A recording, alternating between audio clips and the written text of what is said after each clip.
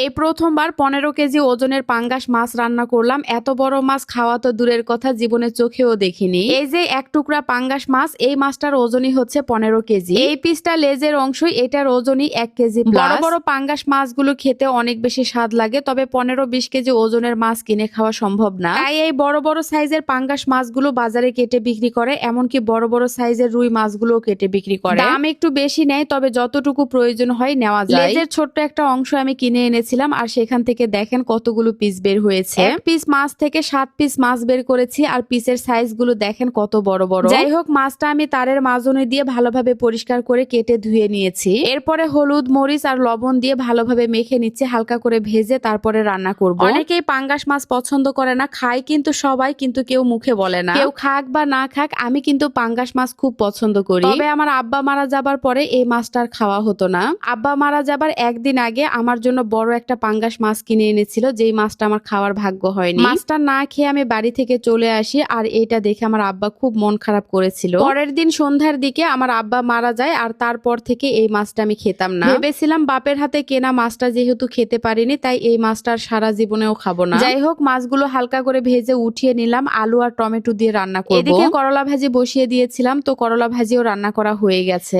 আজকে কিন্তু সবই ভাজি রান্না করা হয়েছে। মিষ্টি কুমড়া ভাজি করেছি, বেগুন ভাজি করেছি, সেই সাথে করলা ভাজিও করেছি। ফ্রিজে সবজি থাকলে নষ্ট করতে ইচ্ছে করে না, তাই এভাবেই রান্না করা হয়। আলু আর টমেটো কষিয়ে নেওয়ার পরে ঝোলের জন্য পানি দিয়েছিলাম, তারপরে ভেজে রাখা মাছগুলো দিয়ে দিলাম। মাছের তরকারি রান্না করতে তো সময় লাগে না, 5-7 মিনিট পরেই আমার তরকারিটা রান্না করা হয়ে গেল। পিসগুলো তো একটাও ভেঙে যায়নি, আমি খুব যত্ন সহকারে তরকারিটা রান্না করেছি। ঝোলের পরিমাণ বেশি রেখে তরকারিটা নামিয়ে নিলাম। রান্না বান্না শেষ, আরিয়ান বাবু বায়না ধরে সে নুডলস খাবে। বেশি করে নুডলস রান্না করে ফ্রিজে রেখে দিব, রাতে যেন কিছু রান্না করতে না হয়। নুডলস এর সাথে দেওয়ার জন্য এখানে আমি গাজর, ক্যাপসিকাম, ব্রকলি, পেঁয়াজ আর মরিচ কেটে নিয়েছি। বাসায় গ্যাস থাক বা না থাক, ঘরে যদি এরকম একটা মাল্টি কুকার থাকে, তাহলে রান্না নিয়ে আর কোনো চিন্তা করতে হয় না। এই মাল্টি কুকারটাতে সব ধরনের রান্না করা যায়, যেমন ভাজি, ঝোল, ভাত, খিচুড়ি, বিরিয়ানি সবই রান্না করতে পারবেন। তেল খরচ খুবই কম হয়, আবার বিদ্যুৎ বিলও সাশ্রয় হয়। 3 বেলা রান্না করলে হয়তো 10 টাকার মতো বিল আসে। আমি যেহেতু আগে কারি কুকারে রান্না করতাম, কারি কুকার আর এই মাল্টি কুকার সেম জিনিস। যারা মেসে থাকে অথবা ব্যাচেলর আছেন, তাদের জন্য কিন্তু এই মাল্টি কুকারটা খুবই প্রয়োজনীয় একটা জিনিস। রুমের মধ্যে এটাতে বসে খুব সহজেই রান্না করা যাবে, আর রান্না পুড়ে যাওয়া কিংবা লেগে যাওয়ার কোনো ভয় নেই। আমি তো মোটামুটি সব ধরনের রান্নাই এটাতে করি, আর আপনাদের সাথে শেয়ারও করেছি। অনেক রান্নাই তো এটাতে করা হয়েছে, আর আজকে দেখেন কত সহজে নুডলসও রান্না করে নিলাম। কোয়ালিটির কথা যদি আপনারা বলেন, তাহলে আমি এক কথায় বলবো, TQIU ব্র্যান্ডের সব কয়টা প্রোডাক্ট অনেক বেশি ভালো। চাইলে আপনারাও নিতে পারেন। আমি এই মাল্টি কুকারটা নিয়েছি TQIU ফেসবুক পেজ থেকে। পেজের নামটা ক্যাপশনে দেওয়া আছে, যারা নিতে চান অর্ডার করতে